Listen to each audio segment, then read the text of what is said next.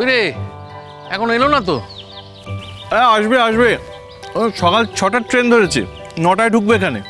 তারপর দেখো স্টেশনে নেমে ও রিক্সা ফিট করে বাড়ির ঠিকানা চিনে আসতে তো একটু সময় লাগবে। চলে আসবে চলে আসবে।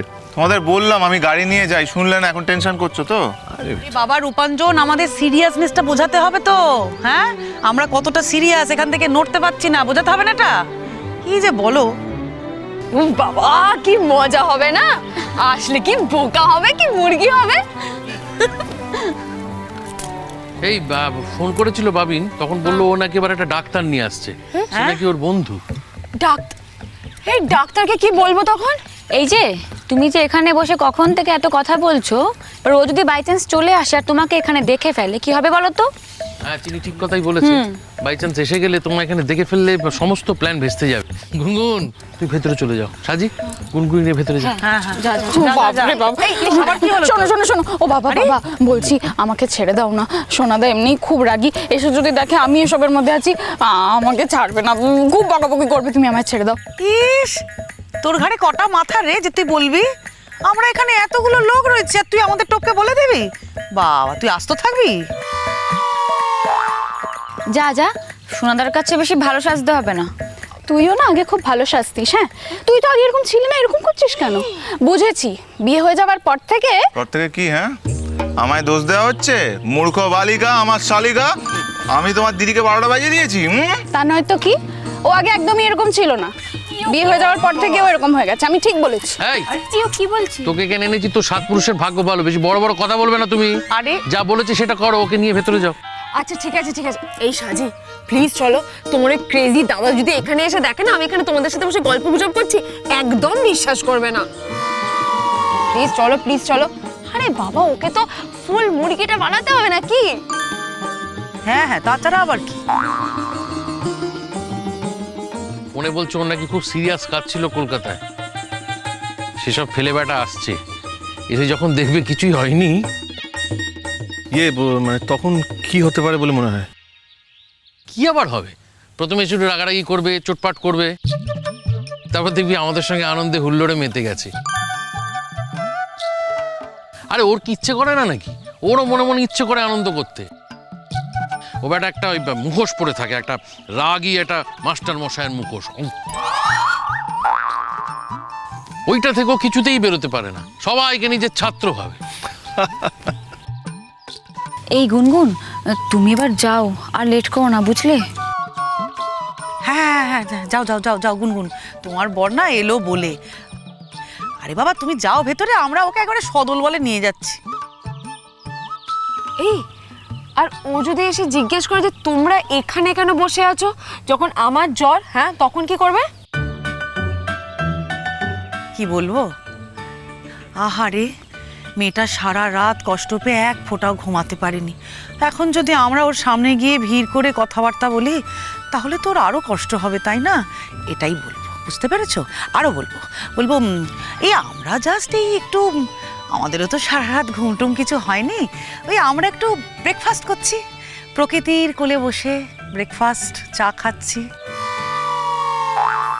উদার মুক্ত প্রকৃতির কোলে বসে। হ্যাঁ, আর আমরা আমাদের ক্লান্তিটা একটু কাটাচ্ছি, আবার নতুন করে সেবার কাজে লাগতে হবে তো।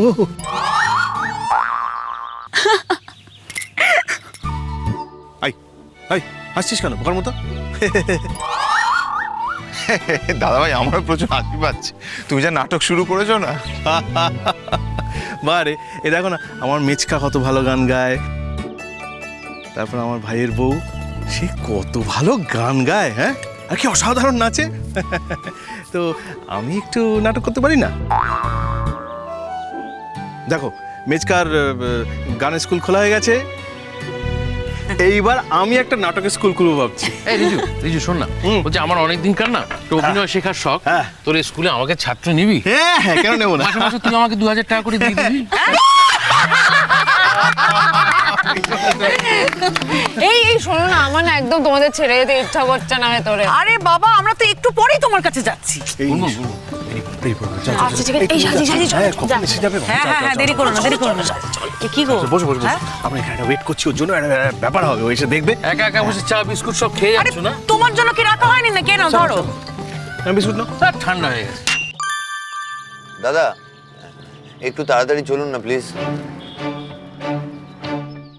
সিদ্ধার্থ, হ্যাঁ তুমি যে তোমার এত ব্যস্ততার মধ্যে আমার সাথে এত দূর এলে, আমি কি বলে তোমায় ধন্যবাদ জানাবো? Thank you so much. এ না না, আরে আমার একজন রিলেটিভ থাকেন এখানে, তিনি অনেক দিন থেকে আসবার জন্য বলছেন। আচ্ছা। কাজের চাপ যে বোঝই তো, আশাই হয় না। হ্যাঁ। তো ভাবলাম এক ঢিলে দুই পাখি মেরে দিই, this is the golden opportunity, যাই ঘুরে আসি। আর তুমি বলছো যে আমি নাকি এখানে এসে তোমাকে ধন্য করলাম। না ভাই, আমার নিজেরও কাজ হবে তাই আসলাম। না সে তো বটেই। হ্যাঁ। ও তার মানে তুমি আজকে আমাদের সাথে থাকবে না রাতে? এই না না, আজকে না, রাঙামাছির ওখানে থাকতেই হবে, না হলে উনি মাইন্ড করবেন। ও but I will be available on phone. আমি ফোনে থাকবো, আর যে কোনো রকম সমস্যা হলে আমাকে তুমি পাবে। ঠিক। আর শান্তিনিকেতন এমনিতে ছোট জায়গা, so whenever you will feel you can talk to me, right? Right right right. একদম। আর তুমি এখানে থাকছো তো, বাই দ্য ওয়ে? আমি না আমার তো মানে আমি যে কি সিচুয়েশনে এসেছি তুমি ভাবতে পারবে না। এখন গিয়ে দেখি ওখানে কি পরিস্থিতি। মানে আমার ইনস্টিটিউটে একটা নতুন প্রজেক্ট চলছে। আচ্ছা আচ্ছা। আমি তো ওদের সাথে আসতে পারিনি, এখন গুনগুনের শরীর খারাপ, অসুস্থতা শুনে আসতে বাধ্য হচ্ছে। চলো ওখানে গিয়ে তুমি দেখো, দেখি কি পরিস্থিতি। যদি তোমার মনে হয় বা আমাদের মনে হয় যে ও যাওয়ার মতো অবস্থায় আছে, সবাইকে নিয়ে চলে যাবো।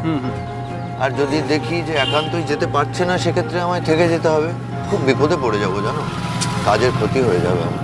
না না ঠিক আছে, hope for the best, everything will be fine. Let's see. এই দাদা একটু আস্তে আস্তে চলো তো, মনে হচ্ছে এই বাড়িটা। এই যে এই যে এই যে থামো থামো থামো থামো থামো থামো থামো, এটাই মনে হচ্ছে। এই তো নাম লেখা আছে। এই যে এই পটকা, এনা চা। এই ভাবি রে, গরম চা খেতে হবে। কি হবে? হ্যাঁ অ্যাক্টিং। বাবারে, কিছু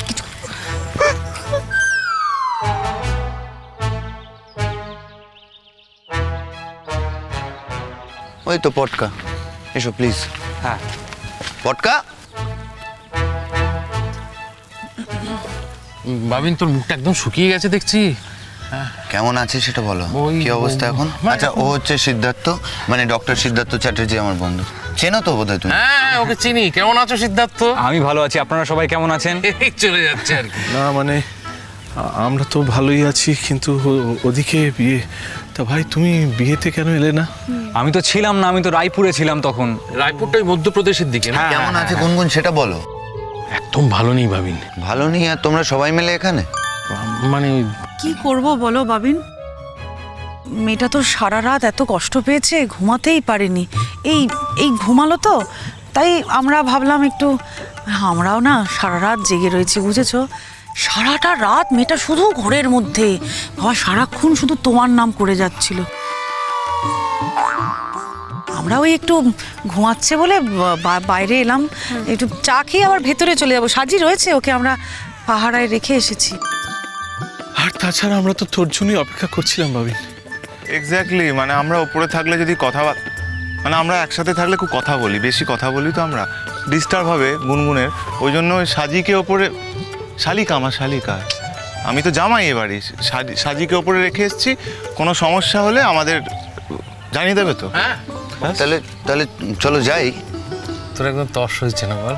কি না মানে মানে তোর না শহরই কথা তো, মানে তোর উপর দিয়ে যা ঝড় বয়ে গেল, অত দূর থেকে দুম করে ছুটে এলি, বুঝতেই পারছি।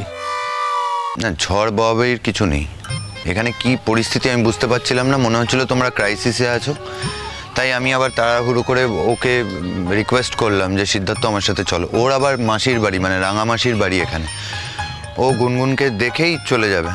তা ও সবসময় এখানেই থাকবে আশেপাশে, কোনো বিপদ আপদ হলে ক্রাইসিসের সময় ওকে পাবে। আমরাও বড় ক্রাইসিসে আছি। হ্যাঁ হ্যাঁ মানে এই আর কি, আমরাও আছি, এইটাই বলছিলাম আর। আরে কি মুশকিল, তোমরা আছো ঠিকই, কিন্তু তোমরা তো মেডিকেলি ইকুইপ নও। না, সিদ্ধার্থ থাকলে অনেক সুবিধে। হ্যাঁ সে তো বটেই তুই যা ভেতরে যা, দাঁড়িয়ে আছিস কেন? এই নিয়ে যা। সোনাদা চলো, দাঁড়িয়ে রয়েছে, চলো সিদ্ধার্থ, সিদ্ধার্থ, চল। হ্যাঁ বলুন। তোমার সাথে একটু পার্সোনাল কথা আছে আমার। হ্যাঁ অবশ্যই বলুন। বলছি জ্বর টর কিচ্ছু হয়নি, সব মিথ্যে। মানে হচ্ছে সৌজন্য কিছুতেই না হানিমুনে আসতে চাইছিল না। ওর বউটা তো বাচ্চা মেয়ে, বলো, ওর তো ইচ্ছে করে, বারবার বলা সত্ত্বেও কিছুতেই রাজি হচ্ছিল না। আমরা সেই জন্য এইসব মিথ্যে টিথ্যে বলে ওকে এখানে নিয়ে এসেছি। আস্তে আস্তে শুনতে পাবে। সিদ্ধার্থ এসো। আসছি 1 মিনিট। আরে দাঁড়া না, যাচ্ছি, কথা বলছি একটা। দেখো আমরা তো জানতামই না ও তোমায় নিয়ে চলে আসবে, হঠাৎ করে জানতে পারলাম। তুমি কিছু মনে করো না কিন্তু। আরে না না, আপনারা খুব ভালো একটা কাজ করেছেন।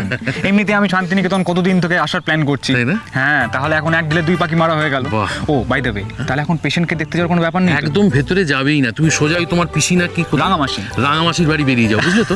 তবে হ্যাঁ সন্ধ্যেবেলা মানে এখন তো বাবিন প্রচুর মানে সৌজন্য প্রচুর রাগারাগি করবে, হইচই করবে, আমরা তো ওকে মানিয়ে নেবো, ফিট করে নেবো। সন্ধ্যেবেলা আমরা কিন্তু একসাথে আড্ডা মারবো এখানে আসতে। আমি তাহলে মাসির বাড়ি যাই, তারপর আমি জানাচ্ছি। জানানোর কোনো ব্যাপার নেই ভাই, তোমাকে আসতেই হবে, কথা দিয়ে যাওয়া। আচ্ছা ঠিক আছে। হ্যাঁ, তাই এখান হবে। দিয়ে বেরিয়ে বাঁদিকে গেলেই তুমি রিক্সা স্ট্যান্ড। আরে আপনাকে চিন্তা করতে হবে না, আমি দেখে নিচ্ছি। আপনি দেখুন ওখানে হানিমুন কাপল কি করছে। চলুন, সাবধানে আসছি। যেও, হ্যাঁ, হ্যাঁ? হ্যাঁ। খুব তো আসবি না করছিলি, এবার দেখ কেমন লাগে। বাবা কত কনসার্ন, শুধু নিজে আসিনি, সঙ্গে ডাক্তারও নিয়ে এসেছে। একবার গুনগুনের ঘরে তোকে ঢুকিয়ে দিই, তারপর জমবে খেলা। একটা জিনিস না আজকে প্রমাণ হয়ে গেল, 1% হলো তুমি আমাকে ভালোবাসো। তা না হলে তুমি আজকে এখানে কিছুতেই আসতে না। এত বড় ক্ষতিটা আমার কেন করলে? খুরকুটু